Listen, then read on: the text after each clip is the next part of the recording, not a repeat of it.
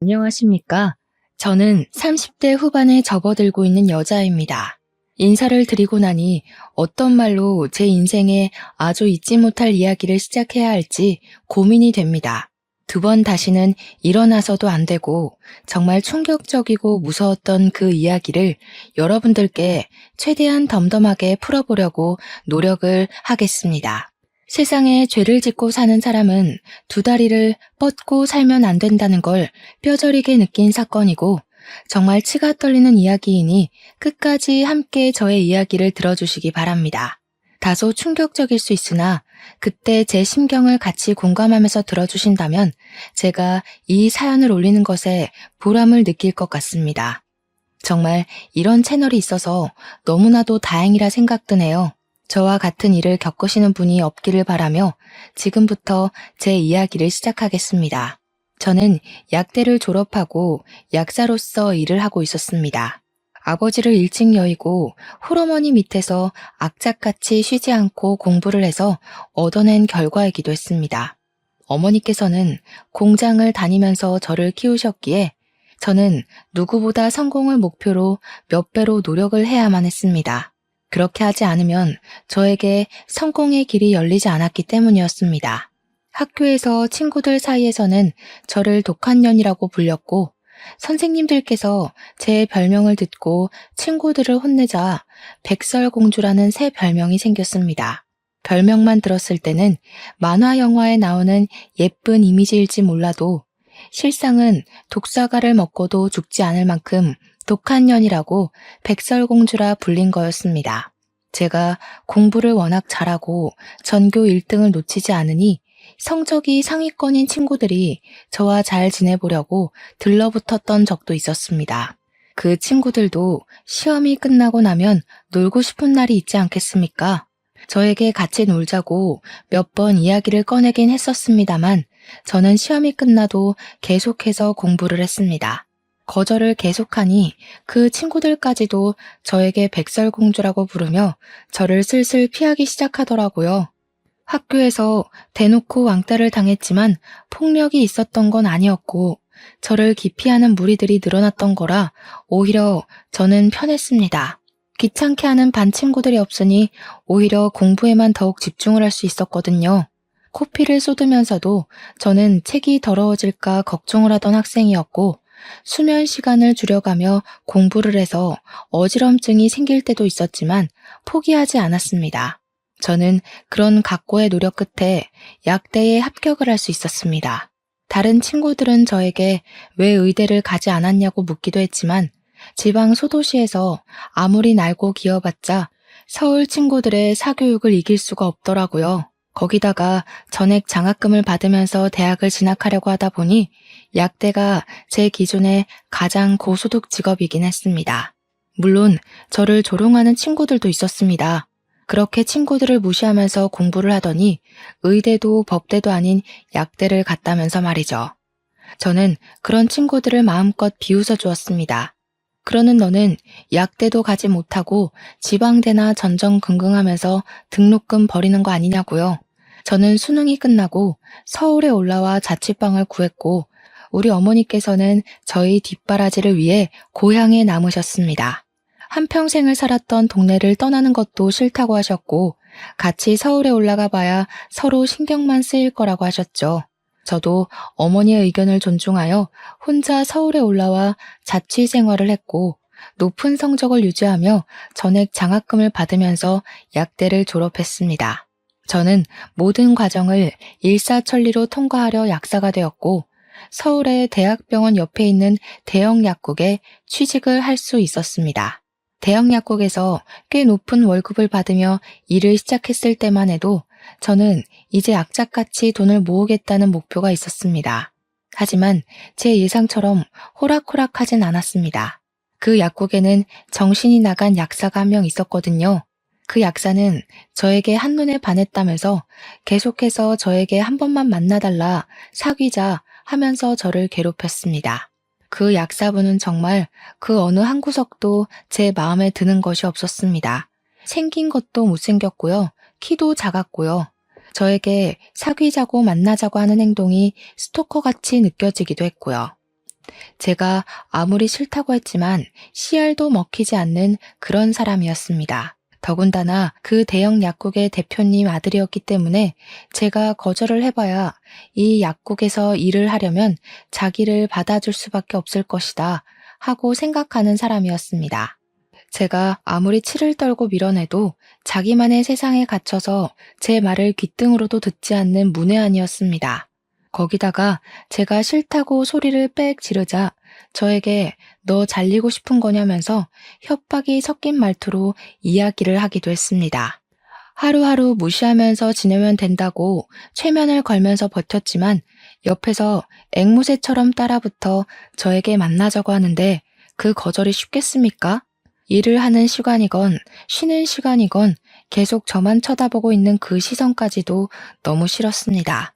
제가 퇴근을 하고 집에 가려고 준비를 하면 집에 가서 뭐 할 거냐, 저녁은 언제 먹냐, 자기랑 같이 먹자부터 시작해서 제가 집으로 돌아가면 집 앞이다, 잠깐 얼굴 보게 나와라, 집에 없냐, 밖에서 뭐하고 싸돌아다니냐 하면서 집착을 하기까지 했습니다. 제가 자꾸 연락에 답장을 하지 않자 제가 집에 가는 길을 뒤쫓아오면서 집에 데려다 주고 싶어서 그런다고 하는데 너무너무 무서웠습니다. 저는 집 근처를 빙빙 돌다가 도저히 참을 수가 없어서 지금 뭐 하시는 거냐고, 스토킹 하시는 거냐고 일부러 사람 많은 길거리에서 고함을 치기도 했습니다. 제가 스토커 이야기를 하자 주변에 길을 걷던 사람들이 하나둘 이목을 집중하기 시작했고 당황해서 주랭랑을 치더라고요. 며칠 잠잠한 듯 했던 그 인간이 다시 저를 미행하며 제 일거수일투족을 궁금해하기 시작하자 저는 참지 못하고 경찰서에 들어가 신고를 했습니다. 그런데 그 사람이 경찰서에서 들어와 해명을 하더라고요. 자기를 무슨 변태 취급한다면서 아주 억울해했어요. 경찰 앞에서 안색 하나 바꾸지 않고 변명을 하는데 얼마나 치가 떨리던지 계속해서 자기는 직장 동료고 약사라면서 걱정이 되어서 지켜주려고 쫓아갔을 뿐이라고 했습니다. 그런데 제가 진짜 어이가 없었던 건 경찰들이 제 말을 믿어주지 않고 약사 명함을 내민 그 남자의 편을 들어주었다는 겁니다. 회사 동료가 이 정도로 챙겨주기 쉽지 않지 않냐면서 남자들의 마음을 이해해주라고 이참에 두 분이 사귀면 되겠네 하면서 웃더라고요. 결국 저는 경찰이 제 편이 아님을 깨닫고 다음날 바로 약국에 사표를 제출했습니다. 제가 대표님께 직접 가서 사표를 제출하니 대표님 아들이 저에게 와서 자기를 버리고 어디로 도망을 가냐고 난리를 치더라고요. 자기를 가지고 논 거냐, 여태 자기가 쫓아다닐 때 제대로 거절을 하지 그랬냐고 피해자 코스프레를 하는데 기가 막혔습니다. 오죽하면 같이 일하는 동료 약사들이 저것도 병이라면서 다들 고개를 절레절레 지었을까요? 저는 일부러 대표님 들으라고 큰 소리로 말했습니다. 당신이 스토킹해서 치가 떨려서 일을 그만두는 거라고요. 대표님 눈치를 보면서 자기는 그런 적 없다고 발뺌을 하길래 문자 보냈던 내역을 일일이 찾아서 보여주었습니다. 어디냐고, 왜 집에 안 가냐고, 남자 만나러 가는 거 아니지? 너 걸레야? 하는 문자들을 보여주니 대표님 얼굴이 새빨개지더라고요. 제가 당신 때문에 그만두는 거다. 얼굴도 못생기고 키도 작은 주제에 어딜 들이대냐고 인생 그렇게 허접하게 살지 말라고 했죠. 대표님이 아들 등짝을 막 때리면서 너 또 저랬냐고, 도대체 너 때문에 그만두는 약사가 몇이냐고 소리를 막 지르셨죠. 알고 보니 저 말고도 피해를 입고 그만둔 사람들이 한둘이 아니더라고요. 가뜩이나 약사 구하기도 어려운데 또 그만두게 한다면서 대표님이 정신병원이라도 알아봐야겠다고 소리를 치셨습니다. 저는 그분에게 두 번 다시는 제 앞에 나타나지 마시라고 경고를 하고 퇴사를 했습니다. 운이 좋게도 바로 작은 약국으로 취직을 할 수 있었습니다. 동네도 훨씬 가까워졌고 페이는 조금 적었지만 한결 여유로운 직장이었습니다. 잘 다니던 대형 약국을 그만두었다는 말에 어머니는 무슨 일이 있냐고 하셨지만 굳이 걱정하실까봐 자세히는 말하지 않았어요. 근데 여기서 일이 끝나지 않고 제가 취직한 새 약국까지 찾아와서 스토킹 짓을 하는 게 아니겠습니까? 오죽하면 동료 직원들이 저 사람 이상하다고 저에게 계속해서 이야기를 하기까지 했습니다. 결국 저는 고소를 결심했고 동료 직원들이 증언을 약속해 주어서 증거를 전부 모았습니다. 집까지 찾아오는 그 사람들을 피해서 동료 직원의 집에 지내기로 하고 고소까지 진행하니 저와 협의가 이루어지지 않았던 거죠. 저희 본가를 어떻게 알았는지 어머니에게까지 찾아가서 대표님이며 그 인간이며 합의를 해달라고 계속 요구하고 협박을 했던 것입니다. 저희 어머니께서 놀래서 전화가 와서 예전 약국 대표라는 사람이 합의를 해달라고 찾아왔는데 이게 다 어떻게 된 일이냐며 설명을 해달라고 하셨습니다. 제가 너무 열이 받아서 고향으로 내려가겠다고 하니까 어머니께서 걱정하지 말라고 이런 파렴치한 놈들에게 합의해주지 않겠다면서 일 열심히 하면서 버티라고 하시더라고요. 우리 어머니께서 고향에서만 평생을 살아온 사람이지 않겠습니까? 60년을 넘게 한 동네에서 살았으니까 동네 사람들을 전부 알고 계시거든요.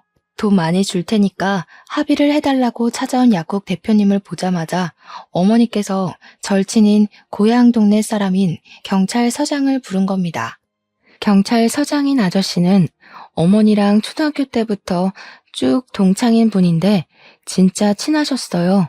아저씨가 직접 나서주신 덕분에 합의를 하자고 협박을 했던 것까지 모조리 다 추가가 돼서 벌금을 엄청나게 때려맞고 저에 대한 접근 금지까지 처리가 되었다고 하더라고요. 진짜 어찌나 감사했는지 모르겠습니다. 거기다가 그 약국이 대학병원 앞에 있는 엄청난 대형 약국이지 않았겠습니까? 제가 그 안에서 벌어졌던 일들을 제보해서 기사도 엄청나게 떴습니다. 그 약국에 비리 같은 게 좀 많았거든요. 원래 약 제조는 약사만 할 수 있는 일인데 대형 약국이기도 하고 일도 엄청 많은 곳이었으니 일손이 부족했습니다. 그래서 약사가 아닌 아르바이트생들에게도 약 제조를 몰래 시켰단 말입니다. 제 제보로 인해서 전부 다 밝혀져서 싹 고발을 당하게 되었습니다. 결국에는 약국은 영업정지를 당하게 되었고 인터넷에는 스토커가 있는 약국이라고 대문짝만하게 박제가 되어서 완전히 망해버렸습니다. 그 일이 생긴 직후 어머니께서는 저에게 고향으로 내려오는 것이 좋겠다고 하셨고 저는 고민을 하다가 내려가게 되었습니다. 고향이 확실히 시골이라서 그런지 확실히 일을 할 만한 약국이 존재하지 않았습니다. 다들 약사분 혼자서 운영을 해도 충분한 수준이었거든요. 그래서 한 3개월 정도를 어머니께서 해주신 밥 먹고 등 따시게 딩가딩가 놀면서 지내다가 서울로 다시 가야겠다고 선언을 했습니다. 아직 월세집 정리도 안 됐고 여기는 일할 곳이 없다고 했더니 어머니께서 안 그래도 이곳저곳 알아봤는데 서울로 가는 게 좋겠다고 하셨습니다. 대신 무슨 일이 생기면 숨기지 말고 꼭 이야기를 해달라고 하셔서 약속까지 꼭꼭 걸고 서울에 오게 되었습니다. 다시 올라온 후부터 약국을 알아보다가 상당히 뜬금없는 곳에 있는 약국에서 구인 공고가 났고 그곳에서 일을 하게 되었습니다. 보통의 약국은 아파트 대단지 앞에 있거나 병원 근처에 질비하고 있는데 이곳은 공장 같은 회사 건물 앞에 떡하니 있었습니다. 주위에 병원이 있는 것도 아니었고요. 그래서 장사가 되나? 왜 새 약사를 뽑는 거지? 하면서 의문을 가지고 출근을 하게 되었습니다. 큰 공장 같은 곳 앞에 있었는데 이 약국이 장사가 잘 되고 사람을 왜 새로 뽑아야 하는지 알겠더라고요. 공장에서 날카로운 걸 많이 다루는지 붕대나 연고, 밴드, 소독약 같은 걸 사러 오는 사람이 엄청나게 많았던 겁니다. 수술을 하는 사람들도 꽤 있는지 소독을 해달라고 오는 사람도 있었고요. 장사가 꽤 되기도 하고 간간히 처방전을 들고 오는 사람들도 있어서 그럭저럭 일거리가 있었습니다. 신기하다 싶었죠 뭐. 월급이 적긴 했지만 그만큼 일이 밀리지도 않고 딱 좋았습니다. 그곳에서 적응을 하고 약국 일을 보다가 알게 된 손님이 한 분 있었는데 하루는 그 손님이 손을 심하게 다쳐서 방문을 했습니다. 병원을 가보시는 게 좋을 것 같다고 하니까 일단 붕대를 감아달라고 하셔서 붕대를 감아주었습니다. 손을 심하게 다쳐서 왔기에 기억에 남아 있었는데 며칠 뒤에 그분이 다시 오셨더라고요. 병원에 가서 몇 바늘을 꿰맨 것인지 소독을 좀 해달라고 부탁을 하시길래 제가 직접 소독까지 해드렸습니다. 저한테 언제부터 일을 하셨냐면서 처음 본 것 같다고 이런저런 이야기를 물어보시길래 온지 얼마 안 됐다고 이야기를 했었습니다. 그렇게 가끔 와서 연고도 사가고 하면서 꽤 이야기를 자주 나누게 되었고 친해지게 되었는데 대뜸 저에게 고백을 하시더라고요. 자기랑 만나보고 싶은 생각은 없냐고 슬쩍 물어보시는데 저는 갑자기 스토커 짓을 하던 그 남자의 얼굴이 떠올랐습니다. 그래서 순간 아닌 것 같다고 지금은 연애할 생각이 없다고 죄송하지만 어려울 것 같다며 거절을 했습니다. 근데 제 나이가 벌써 33살이었거든요. 그러니까 저한테 혹시라도 연애를 하고 싶다거나 하면 자기를 우선적으로 생각해달라고 하시면서 웃더라고요. 보험이 하나쯤 있으면 나쁘진 않겠다 싶은 마음에 알겠다고 대답은 했죠. 솔직히 생긴 게 호감형인 얼굴이긴 했고 스토커랑 다른 모습이 꽤 많이 보였고요. 저를 조심스럽게 대해주고 좋은 향기가 항상 묻어나는 사람이었거든요. 그렇게 한 6개월 정도를 저희 약국에 꾸준히 방문을 하시면서 저에게 관심을 표현하기 시작하셨습니다. 가끔 꽃을 사다 주시기도 하고 드링크젤을 구매하시면 꼭 저에게 한 개씩 주시면서 힘내라고 응원도 해주시고요. 소소한 일상에서 묻어나는 작은 기쁨이었다고나 할까요? 절대로 제가 부담을 가지지 않도록 저에게 조용히 한 걸음씩 다가오셨습니다. 제가 결국에는 스토커 이야기를 슬며시 했는데 그 이후에 더욱 저에게 조심스럽게 행동을 해주시고 상당히 세심한 사람이었습니다. 저는 마음이 점점 열리게 되었고 그분의 마음을 받아주게 되었습니다. 연애를 시작하고 나니 주말에는 데이트를 하느라 저는 점점 고향에 찾아가는 시간이 줄어들게 되었고 어머니께서 저를 걱정하기 시작하셨습니다. 스토커에게 당한 이후에 자주 고향에 방문을 해서 시간을 보냈었는데 내려오는 시간이 줄어드니 무슨 일이 생긴 건 아닐까 싶으셨던 거죠. 저는 결국 어머니께도 연애를 하고 있다는 사실을 밝히게 되었고 어머니께서는 엄청 좋아하면서 우리 딸이 드디어 시집을 가는 거냐고 하셨습니다. 저는 김칫국 그만 마시라고 말리고 그랬는데 옆에서 통화를 듣던 남자친구가 인사를 드리러 가겠다고 불쑥 대답을 하더라고요. 저는 놀랐지만 은근히 기분이 좋기도 했습니다. 저와 깊은 미래를 꿈꾸는 것 같아서 말이죠. 저희는 연애를 시작한 지 8개월 만에 초고속으로 저희 집으로 인사를 드리러 가게 되었습니다. 딱히 결혼하겠다는 말을 하려고 간 건 아니었는데 저희 어머니께서 기쁜 마음에 씨암탉을 잡으셨더라고요. 벌써 사위 대접을 하시고 남자친구도 넉살 좋게 장모님 하는데 그게 엄청나게 부담스럽게 다가오지 않았습니다. 보기에도 괜찮고 우리 어머니께서도 너무 좋아하셨고요. 거기다가 큰아들 생긴 기분이라고 저한테 꽉 잡으라고 하시더라고요. 그래, 이런 분위기라면 평생을 함께 살아도 부족함이 없겠다 하는 생각이 들었습니다. 저도 남자친구에게 용기를 내서 어머님, 아버님을 뵙고 싶다고 이야기를 하니까 남자친구가 겸연쩍게 이야기를 하더라고요. 자기는 부모님이 계시지 않다고요. 그래서 저희 어머니께 본인 부모님에게 해드리지 못한 효도까지 전부 쏟아붓고 싶다고 이야기를 했습니다. 마음이 짠하면서 제 가슴을 울리는데 참 진국이구나 싶었습니다. 그날 저녁에 어머니께 슬쩍 떠보니까 너무 좋다고 하시면서 당장이라도 나를 잡으라고 하시길래 결혼을 하자고 말을 할까 고민을 하던 도중 일이 생겼습니다. 어머니께서 공장에서 일을 하시다가 그만 쓰러지셨다는 연락을 받게 된 것입니다. 다행히 생명에 지장이 있는 병은 아니었다면서 머리가 핑 돌고 어지러워서 쓰러지셨다고 어머니께서 직접 연락을 주셨습니다. 저는 놀란 마음에 한달음으로 고향까지 달려가게 되었는데 병원에서 여러 검사를 거친 결과 머리에 혹이 있다면서 수술을 해야 한다고 하더라고요. 암은 아니고 그냥 혹으로 보인다고 걱정하지 말라고 하셨지만 위치가 뇌를 압박할 수 있는 자리에 있으니 빠르게 제거를 하는 게 좋겠다고 하셨습니다.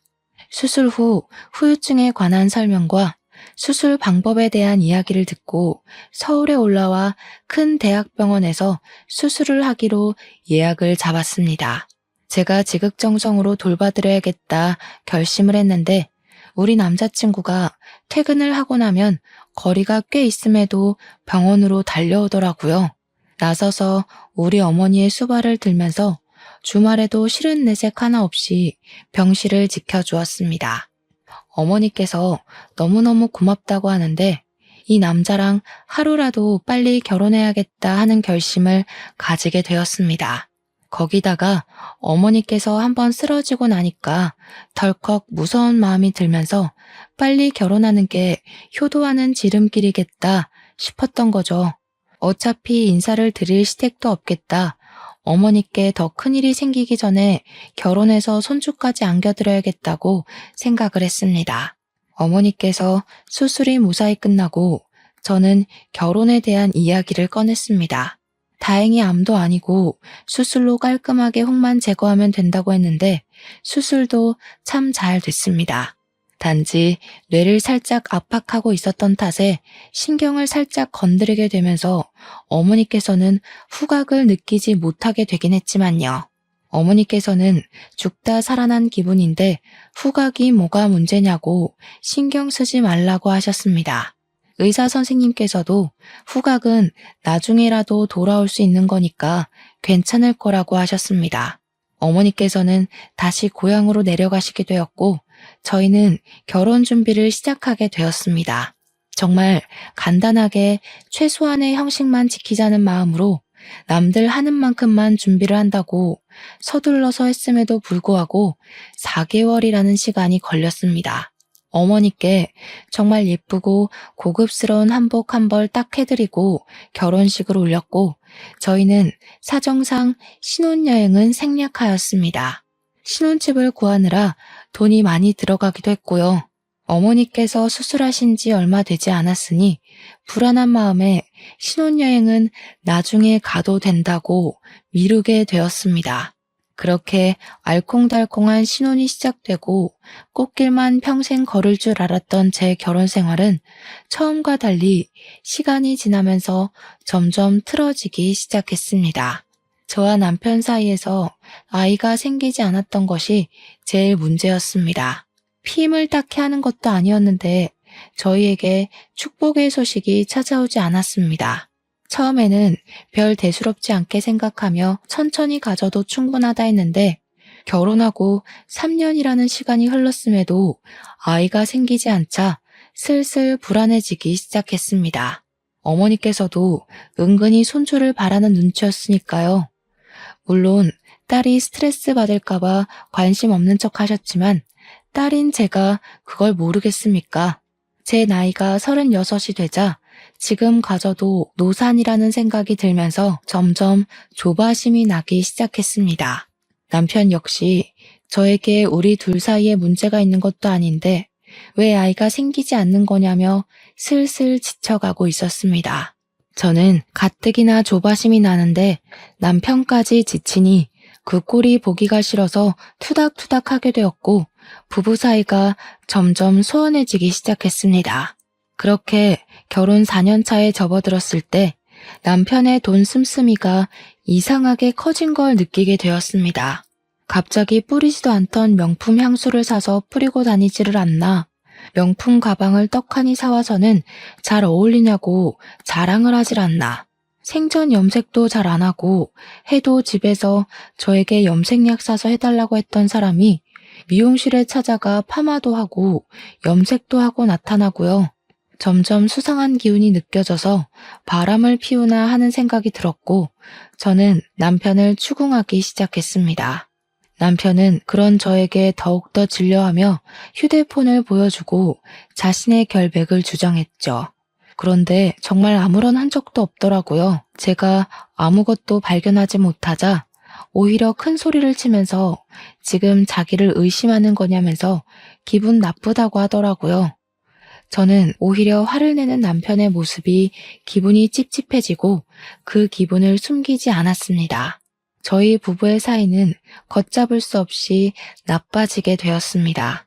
그렇게 점점 부부 사이의 골이 깊어지던 어느 날 약국에 남편과 공장에서 친하게 지내던 분이 손을 다쳤다며 약국에 찾아왔습니다. 저는 붕대를 감아주면서 은근슬쩍 요즘 회사는 잘 돌아가고 있냐 하면서 이야기를 하는데 충격적인 이야기를 전해 듣게 되었습니다. 우리 남편이 일 잘하고 있냐고 농땡이 치고 그러진 않죠? 하는데 깜짝 놀라면서 네? 정훈이 일 그만뒀잖아요. 하는 겁니다. 저도 놀라서 그게 무슨 소리냐고 물어보니 모르셨냐고 제 남편이 일을 그만둔 지 좀 됐다고 말을 전하더라고요. 저는 약국에서 퇴근을 하자마자 남편에게 당신 일 그만뒀냐고 여태 무슨 돈으로 사치를 하고 지낸 거냐고 화를 냈습니다. 남편이 저한테 에이 하면서 아무 말도 하지 않고 냉장고에서 소주를 꺼내서 벌컥벌컥 벽나발을 불더라고요. 저한테 제대로 말을 못하는 걸로 봐서는 저 몰래 일을 그만두고 받은 퇴직금으로 사치를 부린 것 같았습니다. 제가 얼마나 속이 상하고 황당했는지 어떻게 말도 없이 그럴 수가 있냐고 닥달을 했더니 저를 째려보는데 그 눈빛이 정말 무서웠습니다. 남편과 살면서 처음으로 살기를 느낀 눈빛이었다고나 할까요?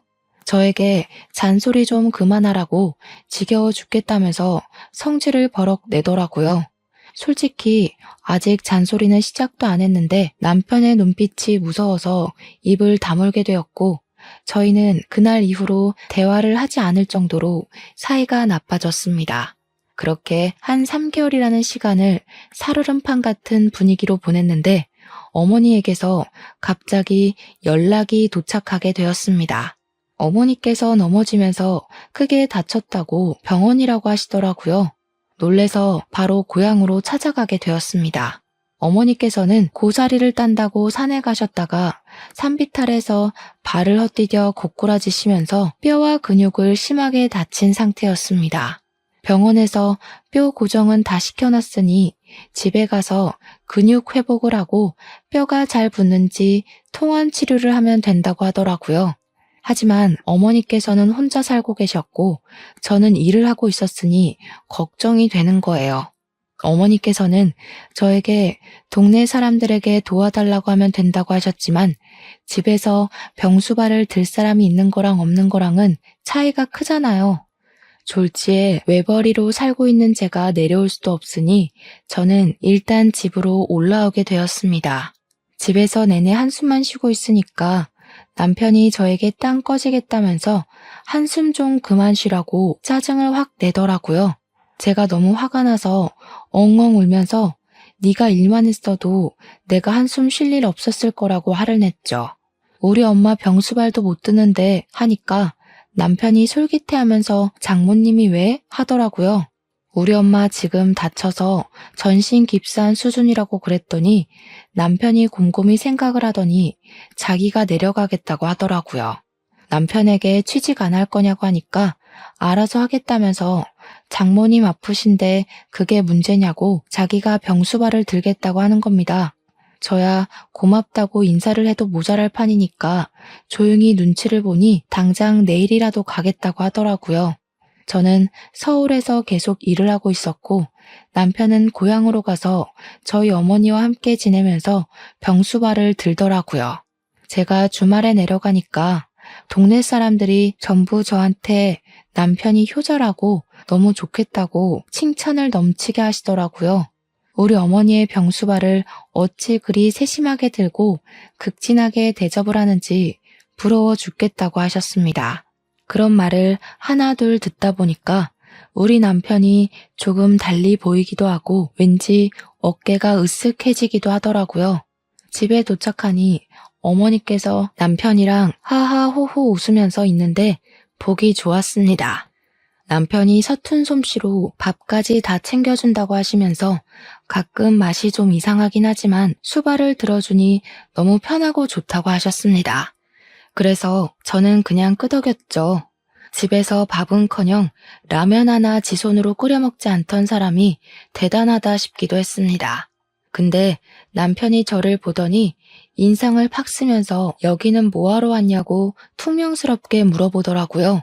제가 뭐 못 올 때 온 것도 아니고 우리 집에 내가 오겠다는데 자기가 인상을 왜 쓰는지 찬물을 확 끼얹은 것처럼 기분이 상했습니다.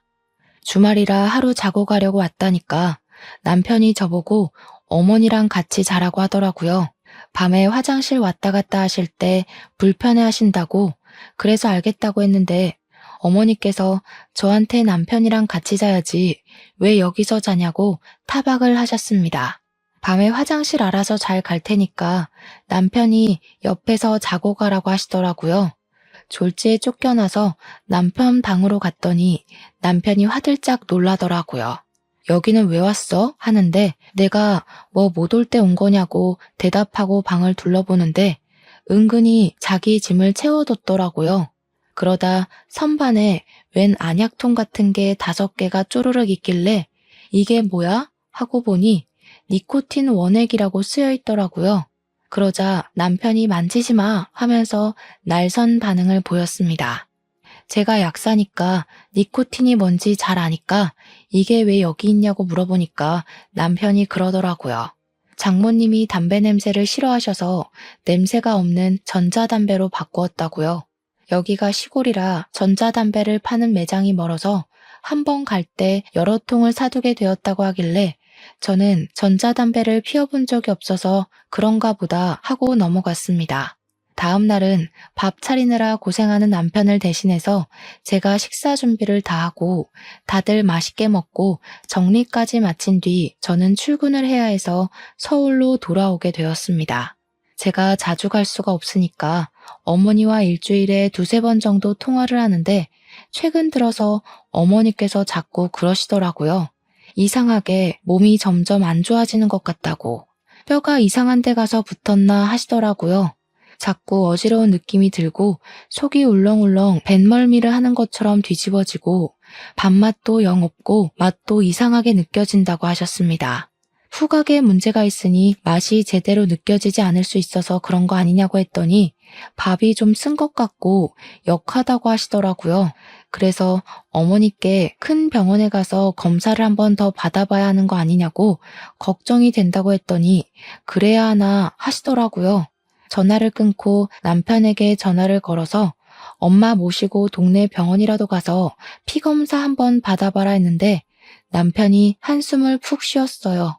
원래 늙으면 다 식욕이 사라지고 속도 불편하고 하는 거라면서 뭘 이런 걸로 검사까지 하냐고 유난인 거라고 하더라고요. 그냥 그런 건가? 하고 있었는데 같이 일을 하던 약사님께서 담배를 좀 피고 오겠다면서 전자담배를 들고 나가시더라고요. 한 10분 뒤에 돌아오신 약사님께 우리 남편도 이런 걸로 바꿨다더라 하면서 전자담배 이야기를 하게 됐습니다. 제가 약사님께 몰랐는데 전자담배에도 니코틴이 많이 들어가더라. 10ml짜리 통을 5개나 들고 있던데? 하면서 이야기를 했죠. 그럴 거면 연초 피는 게 낫지 않나? 하는데 깜짝 놀라시면서 저한테 약사님 요즘 니코틴만 따로 안 팔아요 하더라고요. 그러면서 요즘 그걸로 사람을 죽이니 뭐니 해서 전자담배를 사러 가면 향만 나는 액상에 니코틴을 아예 담아서 준다는 겁니다. 니코틴 원액만 따로 사는 게 불법이라면서 그거 구할 수도 없는 거라고 하더라고요. 그때 갑자기 머리를 띵 맞은 것 같더라고요. 뉴스에서도 자주 나오잖아요. 니코틴 원액만 따로 살 수 없다고 그걸로 살인도 한다고요. 바로 니코틴 원액 투여 증상을 인터넷에 검색을 해봤더니 글쎄 어지럽고 울렁거리고 식욕 부진이 생기고 이런 글이 막 뜨더라고요.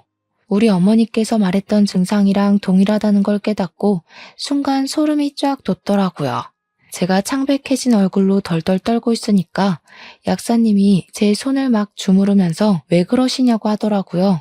제가 본 이야기를 죄다 하니까 약사님도 놀래서 저보고 고향에 내려가 보라고 하시는 겁니다. 한 3일 정도 휴가를 쓰게 해주시겠다고 집안일부터 해결하고 오라고 하시길래 냉큼 고향으로 내려갔습니다. 가기 전에 일부러 니코틴 해독에 좋다는 복숭아를 잔뜩 사서 내려갔더니 남편이 고향집에 도착한 제 얼굴을 보고 인상을 팍 쓰더라고요. 아무렇지 않은 척 엄마 복숭아 사왔어 하면서 남편을 밀치고 들어가니까 고작 복숭아를 주러 여기까지 온 거냐고 묻더라고요.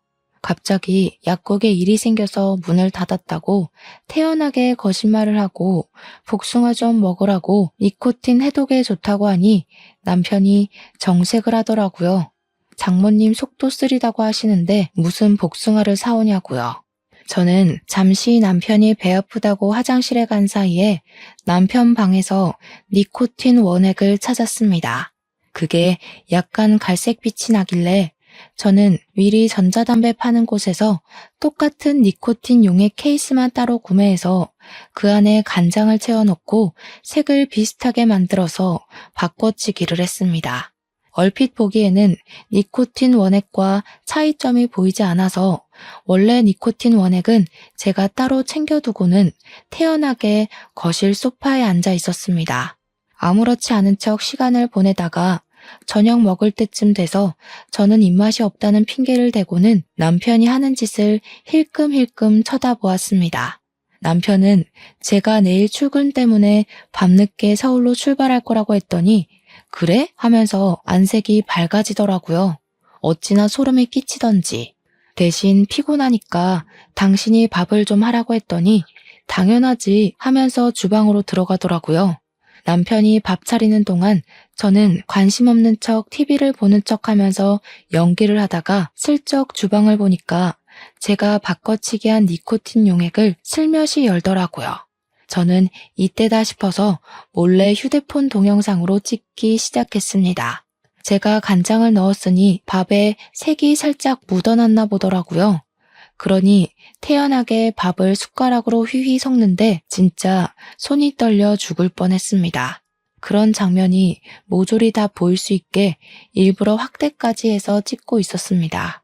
남편이 밥도 다 차렸는데 언제 집에 갈 거냐고 묻길래 엄마가 밥 먹는 것만 보고 가겠다고 하니까 인상을 또 팍팍 쓰면서 빨리 가라고 하더라고요. 제가 왜? 하고 물으니까 당황해하면서 밤이 늦으면 운전도 위험하고 하면서 변명을 했습니다. 그러고는 식사를 시작했는데 어머니께서 밥을 한 숟가락 떠 드시더니 오늘은 이상하게 밥이 짜네 하시더라고요. 저는 이때다 싶어서 입을 열었습니다. 엄마, 그 밥에 간장이 들어가서 그래. 그래서 짠 거야. 제 말에 남편도 어머니도 저를 쳐다보더라고요. 혹시 요즘에 경찰에 신고할 때 문자 메시지로 신고 접수가 가능한 거 다들 알고 계시나요? 제가 미리 경찰에 신고를 해두어서 경찰이 출동을 한 상태였거든요. 때마침 근처에서 사이렌이 울리길래 현관문을 열어주었습니다. 경찰이 범죄 신고를 받고 왔다고 집에 들이닥치는데 제가 남편을 가리켰습니다. 저희 남편이 우리 엄마 밥에 니코틴을 섞고 있었습니다. 제 말에 남편이 화들짝 놀라면서 무슨 소리를 하는 거냐고 억울하다고 정신병자냐고 소리를 치더라고요. 그래서 저는 출동한 경찰에게 제가 찍어두었던 영상을 보여주고 빼돌렸던 니코틴 원액을 경찰에게 넘겼습니다. 그걸 소지하고 있는 것만으로도 충분히 불법이라고 하더라고요. 경찰이 이 밥이 니코틴이 섞인 밥이냐고 묻길래 제가 간장으로 바꿔치기 해두었다고 설명을 했습니다. 어머니는 경찰차를 타고 인근 응급실에서 급하게 혈액 검사를 하게 되었고 혈액에서 니코틴 성분이 다량 검출되었습니다. 남편은 본인이 흡연자이기에 장모님이 간접 흡연을 하게 되어 니코틴 성분이 나온 거라고 박박 우기더군요. 하지만 경찰은 간접 흡연으로 이런 수치가 뜰 수 없다면서 남편을 긴급 체포했습니다. 남편은 살인 미수죄로 재판을 받게 되었고 저는 이혼 소송을 바로 걸었으며 아이도 없고 사항이 긴급하다 보니 이혼 처리가 빠르게 이루어졌습니다. 당연히 저에게 위자료를 지급하라는 판결이 나왔고 구치소에 소감이 된 남편을 찾아가서 퇴직금을 내놓으라고 했습니다. 그러니 남편이 피식 웃으면서 자기가 돈이 하나도 없다고 하는 겁니다. 몇 년 동안 거기서 일을 했는데 퇴직금은 다 어디다가 쓴 거야? 나 퇴직한 게 아니라 잘린 거야. 권고사직. 돈 한 푼도 없어. 재판 도중에 알게 된 사실인데 살인을 하려는 동기가 사망보험금 때문이었다고 하더군요. 저도 모르는 사이에 수익자를 남편 이름으로 해서 사망보험을 무려 5개나 가입을 했다고 하더라고요. 전 회사에서 잘린 이유도 몇 년간 횡령을 했고 그게 걸려서 잘린 것이었습니다. 횡령한 금액을 배상해야 하는 상황이 놓인 상태에서 이런 짓을 저지른 거죠. 횡령한 돈을 전부 그동안 지 치장을 하고 명품을 사는 데 사용했기에 갚을 돈이 없었던 겁니다. 결국 우리 어머니를 죽여서 받을 보상금을 노리고 있었던 것이었습니다. 진짜 이게 사람인가 싶어서 얼마나 치를 떨었는지 재판하는 내내 입을 꾹 다물고는 인정도 부정도 하지 않더라고요.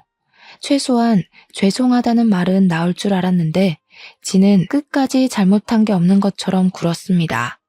그저 재수가 없고 운이 나빠서 걸린 거지 자기 계획은 완벽했다는 사람처럼 말이죠. 그런데 사건이 밝혀질수록 이상한 점들이 나오기 시작했습니다. 남편의 부모님도 돌아가셨다고 했지 않습니까? 그 사인도 이상했던 겁니다. 나중에 여죄로 드러나게 되었는데 남편이 부모 역시 니코틴으로 살해를 했던 것이었습니다. 보험금까지 본인이 수령을 해서 차를 사고 집을 사고 했던 것입니다. 남편은 당연히 죄질이 나쁘고 연쇄살인이라는 이유로 사형이 떨어지게 되었고 그제야 분하다며 저에게 악을 쓰더라고요. 진짜 정신 나간 놈인 줄 알았습니다. 저는 남편 이름으로 된 재산을 변호사를 통해서 위임장을 받아 모두 처분할 수 있었습니다. 어차피 가석방 없는 사형수이기에 그 돈으로 저희 어머니를 치료하고 하는데 사용하려고 합니다. 재판이 다 끝나고 전 남편은 교도소에 들어가게 되었고 몇 개월 뒤 저에게 편지를 하나 보내더군요. 너무 힘들고 외롭다면서 면회 한 번만 와달라고 하는데 진짜 이게 사이코패스구나 싶었습니다. 그래서 저는 이사도 가버리고 등본 열람도 못하게 막아버렸습니다. 약국에도 사정을 설명한 뒤 일을 그만두게 되었습니다. 남편의 재산을 처분하니 돈이 꽤 되더라고요. 집도 차도 다 팔아버렸거든요. 저는 고향으로 내려와서 그 돈으로 작게 약국을 개원했습니다. 든든한 건 우리 약국 바로 옆 건물이 경찰서라는 것입니다. 물론 전 남편이 타령하기 전까지는 세상에 나타나지 않겠지만 불안한 마음은 어쩔 수 없더라고요. 어머니와 함께 고향에서 다시 오순도순 잘 살아보려고 합니다. 어머니의 회복이 끝날 때까지 저는 치료에만 집중하겠습니다. 제 이야기를 들어주셔서 정말 감사합니다.